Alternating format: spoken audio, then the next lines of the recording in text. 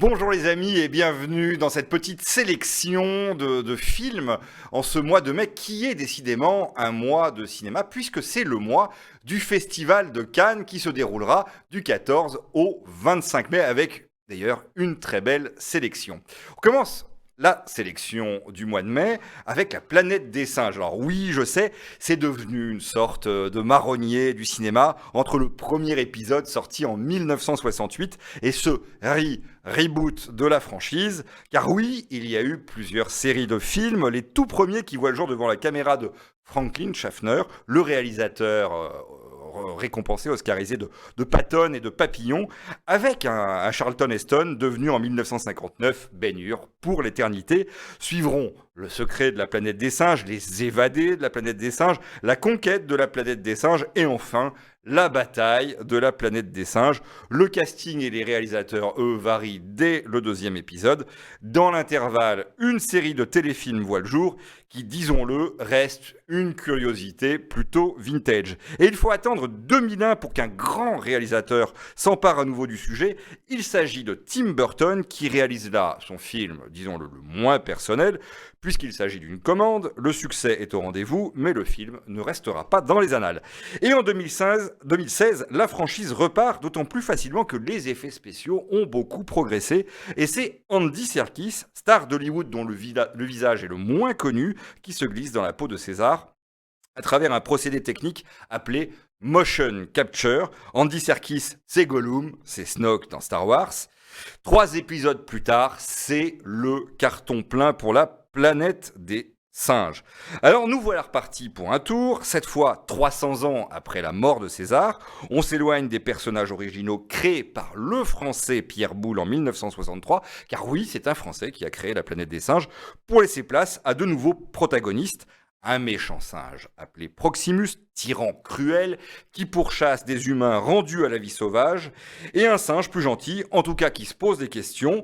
Noah, ce sera lui, notre nouveau héros. La planète est de nouveau une jungle où les vestiges de notre civilisation ont presque tous disparu lorsque la nature, elle, a repris tous ses droits. Le tout est assez spectaculaire. Voyez plus.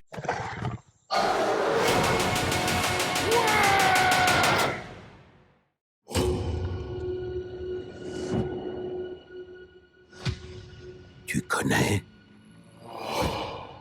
le concept d'évolution.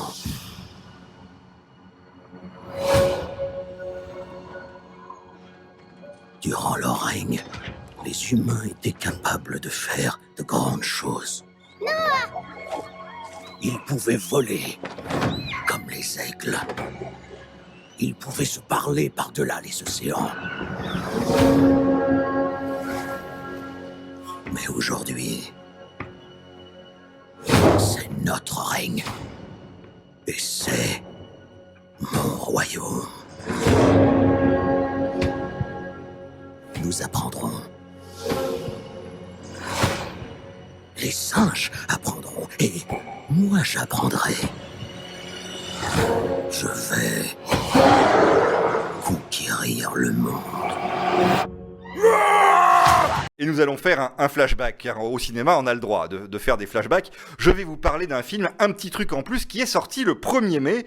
Et je vous parle de ce film qui est sorti lui aussi un jour férié, parce qu'il fait sensation depuis premier long métrage réalisé par Artus et déjà 1 million de spectateurs en salle, un succès que le cinéma français n'avait pas connu depuis très longtemps, bien longtemps. Il s'agit du 2e meilleur démarrage pour un film français, juste derrière Bienvenue chez les Ch'tis. Alors c'est l'histoire de 2 petits voyous recherchés par la police qui trouvent refuge dans une colonie pour handicapés mentaux, jusqu'à se faire passer pour l'un d'entre eux. Bien entendu, ils vont se faire cramer par les pensionnaires, ce qui donnera l'occasion à ces pensionnaires de profiter un petit peu d'eux et de les mettre à contribution. Cette comédie, elle ne triche pas du tout dans ce qu'elle propose, puisque les comédiens du film ont réellement un handicap et visiblement un petit truc en plus pour jouer la comédie. On en regarde un extrait. On est en vacances ou on n'est pas en vacances? Tiens. Et hop.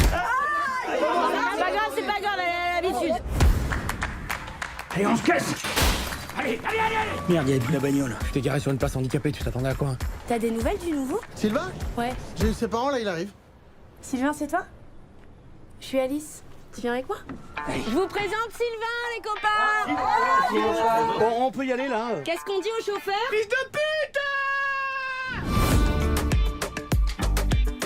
Bon, on fait quoi du coup? Fais comme eux là. Si je vous dis George Miller, vous pensez tout de suite à Mad Max, évidemment, le film qui a lancé sa carrière en 1979 et propulsé celle d'un certain Mel Gibson à des niveaux stratosphériques. Ce road movie qui met en scène un monde post-apocalyptique, dévasté par des guerres nucléaires, nous montre un monde sans foi ni loi, où quelques héros tentent vainement de maintenir un semblant d'ordre. C'est la naissance du personnage de Max Rochanski, alias Mad Max, pour sa façon très très personnelle de tenir un volant. Malgré l'interdiction de la censure dans plusieurs pays, le film, qui est assez violent pour l'époque, se hisse au sommet des films les plus rentables de l'histoire du cinéma. Les épisodes suivants ne connaîtront pas le même sort, plus cher, moins authentique, toujours avec Mel Gibson, le défi et au-delà du dôme du tonnerre peineront à convaincre, jusqu'au moment où George Miller relancera la série avec cette fois Tom Hardy dans le rôle de Mad Max et une certaine Furiosa jouée par Charlize Theron. C'est sur ce personnage que se concentre ce nouvel épisode. Au cinéma, on appelle ça un spin-off. Nous allons découvrir son histoire, d'où elle vient et comment elle est tombée en esclavage et par qui elle a été enlevée à la société matriarcale qui l'a élevée, et un certain Chris Hemsworth, méconnaissable en motard hirsute, qui chevauche un engin démoniaque, qui est l'un des méchants du film. C'est Anya Taylor-Joy qui joue Furiosa. Alors, vous la connaissez parce que vous l'avez certainement découvert dans Le Jeu de la Dame. Elle évolue dans un univers ultra fidèle à la franchise qui, au niveau de la violence, il faut le reconnaître, est assez fidèle à notre époque contemporaine. Ansel. Furiosa, on est allé trop loin.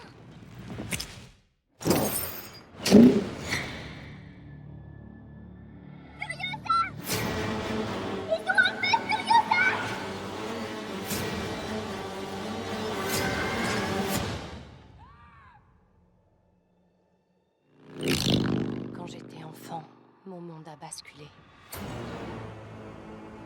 Ma mère était prodigieuse. Et lui, il m'a tout pris. À qui avons-nous l'honneur ?